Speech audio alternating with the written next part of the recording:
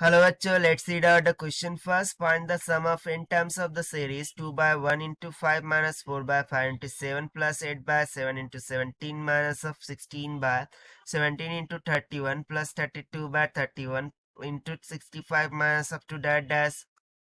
So यहाँ पर हमें एक दे सीरीज दे रखी है और उसका सम क्या होगा वो हमें फाइंड आउट करना है अप टू nth टर्म्स।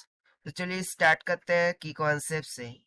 सो देखिए यदि मुझे एक जियोमेट्रिक सीरीज गिवन हो सो उसके लिए जो सम का फॉर्मूला है this can be written as a1 in bracket 1 minus r s to the power n divided by 1 minus of r हो जाता है, जहां पर r इक्वल्स टू 1 नहीं होना चाहिए, नहीं तो सम 0 हो जाएगा ना। a1 is the first term of geometric series, r is the common ratio, n is the number of terms in the given series होता है।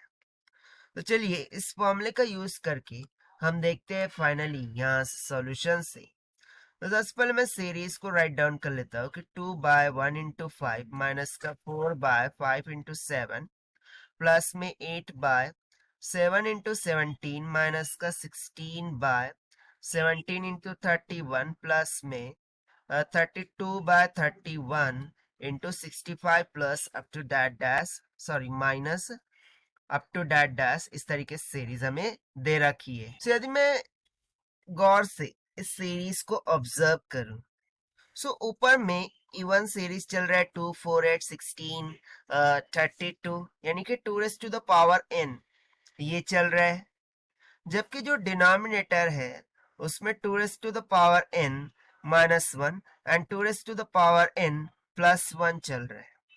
ये मैंने कैसे पता लगाया, तो देखिए मैं आपको यहाँ पे फॉर्मूले के अकॉर्डिंग बताता हूँ कि जो गिवन सीरीज है इसको हम 2 raise to the power n by 2 raise to the power n एक बार माइनस 1 कर दीजिए और 2 raise to the power n एक बार प्लस 1 कर दीजिए। इसमें वैल्यू सब्स्टिट्यूट करके देखिए आपको ऐसे ही टर्म्स यहाँ पर मिल जाएंगे। सो इस सीरीज का तो सम क्या हो जाएगा, सो यहाँ से मैं 1/3 को कॉमन निकालूंगा। सो यहाँ पर बच जाएगा 2 raise to power n, okay 1/2 raise to power n minus of 1 plus में 1/2 raise to the power n plus का 1। ठीक है, यानी कि मैंने जस्ट इसका सिंप्लीफिकेशन किया है। सो यहाँ पर हम सिंपली बोल सकते हैं कि n जो है वो इवन टर्म्स है। n क्या है यहाँ पर, इवन टर्म्स है। अच्छा ये जो सीरीज हमने लिखा है यदि n एक ऑड नंबर ऑफ टर्म्स हो सो उसके लिए है। यदि n यहाँ से इवन हो जाए सो इवन के लिए जो रिक्वायर्ड सीरीज होंगी this will be equals to, ये तो सेम ही होगा 2 raise to n by 2 raise to n minus 1 2 raise to n plus 1 this will be equals to, सिर्फ ये जो हमने कैलकुलेशन किया था कि 1/2 रेज़ टू n माइनस 1 था सो यह प्लस 1 हो जाएगा एंड प्लस में 1/2 रेज़ टू n माइनस का 1 हो जाएगा। सो ये इवन टर्म के लिए सीरीज हो जाएंगी और ये ऑड टर्म के लिए सीरीज हो जाएंगी। ठीक है, सो यहाँ से हम लिख सकते हैं कि thrice of sum of 2m। ठीक है, दोनों का मैं सम कर रहा हूँ सो इनका सम करेंगे so this can be written as 1/1 plus 1/5 minus 1/5 plus 1/7 plus 1/7 plus में 1/17 plus minus of up to dash dash minus of और लास्ट टर्म क्या आएंगे। सो देखने पर ही पता चल रहा है कि 1/2 raise to power 2m plus 1 का whole plus 1 minus of 1/2 raise to 2m plus 2 minus 1, ये सीरीज चल रही है।